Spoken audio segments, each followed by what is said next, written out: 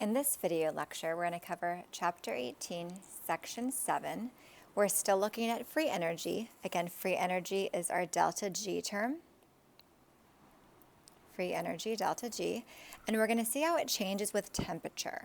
So other than 25 degrees Celsius, and again, 25 degrees Celsius, we're looking at standard conditions.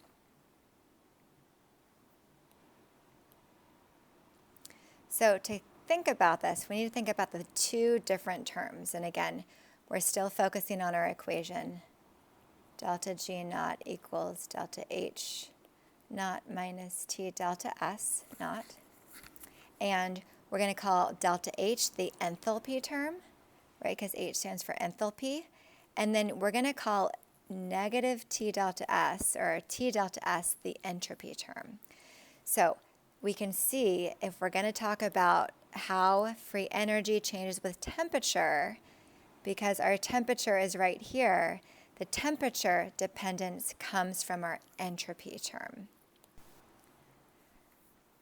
So we're going to make a chart together. So I want you to copy this down. And we're going to look at the different scenarios. So delta G naught equals delta H naught minus T delta S naught. And we're going to look at the different signs for each of these. So if delta S is positive, right, that's an increase in entropy, I know that's favorable. And delta H is negative, I know exothermic reactions tend to be favorable. That means if we look at delta G, we have a negative minus a positive. That means our delta G is going to be negative always. That means it's going to be always spontaneous if we have an exothermic reaction with an increase in entropy. And we can plug in numbers to see. So if I'm solving for delta G equals delta H minus T delta S, let's plug in any negative number. So let's try negative 2 minus T delta S is positive, so 5. So what does that give us for delta G? Negative 2 minus 5, negative 7.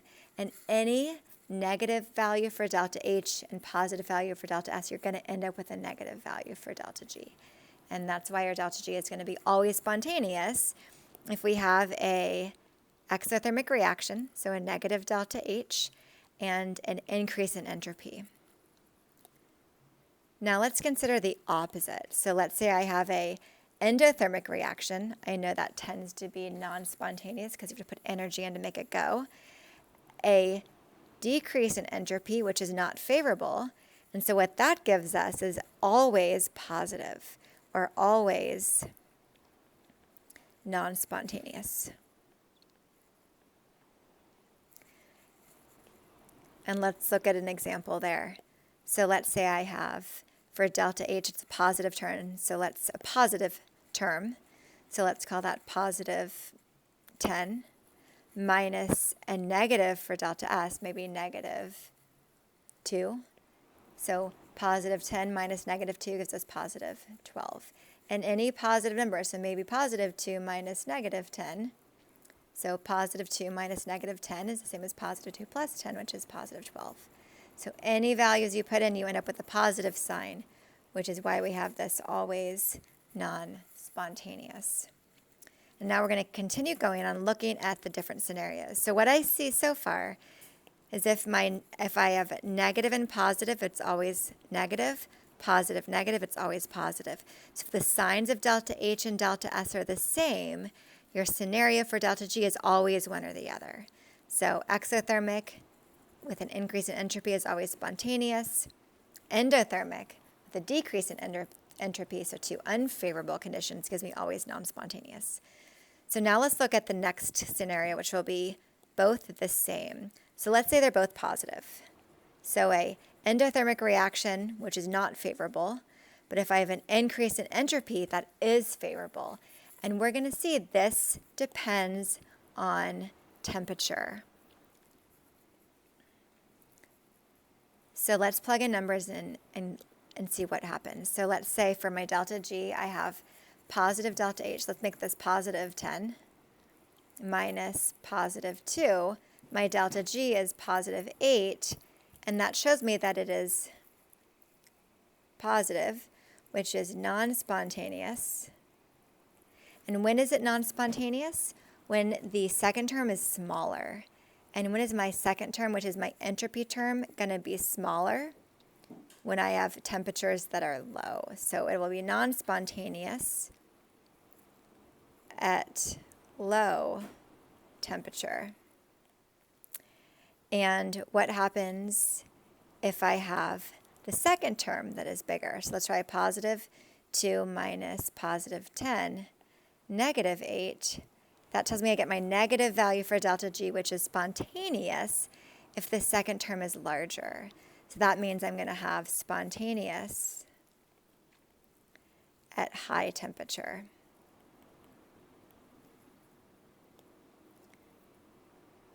Because again, negative delta G is spontaneous. So if both terms are positive, I'm spontaneous at high temperature. And the last scenario will be if both terms are going to be negative. So if I have a negative exothermic, that is favorable. A decrease in entropy, however, is not favorable. So let's go ahead and see what happens if I plug numbers in. So this case are going to be both negative, so negative 10 minus negative 2 equals negative 10 plus 4, which is negative 6. So I can see that I have negative or spontaneous when my second term is smaller, and that represents low temperatures. And again, I'm picking numbers that are just easy to work with. Let's look at another case where they're both negative. So how about negative 20 minus negative 10? So that would be negative 20 plus 10, which is negative 10. So we're still spontaneous when the second term is smaller. So now let's try when the second term is bigger. So maybe negative 20 minus negative 50. So that would be negative 20 plus 50, which is positive 30. Or negative 1 minus negative 5, negative 1 plus 5, which is plus 4. So when the second term is bigger, my delta G value, so again, this represents delta G, is always positive. So that means it's going to be non-spontaneous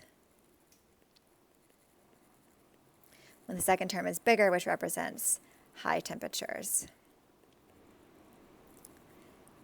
So looking at this chart, I see if both signs are the same, my spontaneity is dependent on temperature. So both negative, spontaneous at low temperatures, so think negative low. They're both positive, spontaneous at high temperatures, so think positive, positive, high temperatures. And then if the signs are different, we have a scenario where it's always the same.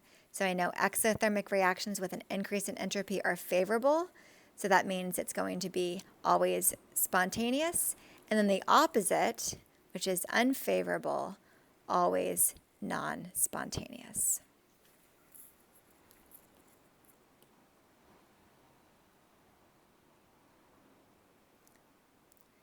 So now let's look at practice exercise 8. And this is using the concepts in that chart that we just went over. So it says, predict the conditions under which the following reaction is spontaneous. And I can see I have a gas going to a liquid. This is a phase change. Gas going to a liquid. That means right away I can go ahead and look at my entropy value. So my entropy, or delta S, gas to a liquid, it's becoming more ordered, less disordered, so that would be a decrease in entropy. I also know phase changes. I can figure out my sign of delta H just by looking at the phase change. So let's review something really quickly from Chem 101. When I go from a solid to a liquid to a gas, so if I'm boiling water, for example, I'm going from a liquid to gas, this is called boiling. I know if I'm boiling water, I have to put heat in. If I'm putting heat in, that means the reaction has a positive delta H. So in this direction, I'm putting heat in, positive delta H. Solid to liquid, melting ice, right? Positive delta H. And if I reverse the reaction, so if I go in the other direction, I'm going to have a negative delta H. And what's also interesting at this point is think about delta S. So I know as I go from a solid to a liquid to a gas, the disorder is increasing. So this is a positive delta S in this direction. And so in reverse the reaction, negative delta S. So what I see here for phase changes only, so really, really important, this is only for phase changes. Right, solid, liquid, gas. My sign for enthalpy and entropy are the same. So in this direction to the right, solid, liquid, gas, they're both positive. To the left, they're both negative. Let's go ahead then and apply that to this problem. So here, I'm looking at gas going to liquid. So gas going to liquid in this direction. I know then that means I have to remove heat, or that would be negative delta H or exothermic for that gas to liquid, so for that condensation to occur. So that's kind of the hard part. Now we have to think about our chart. So I know if both signs are negative for delta S and delta H, the spontaneity is temperature dependent. And if they're both negative, I know it's going to be spontaneous only at low temperatures.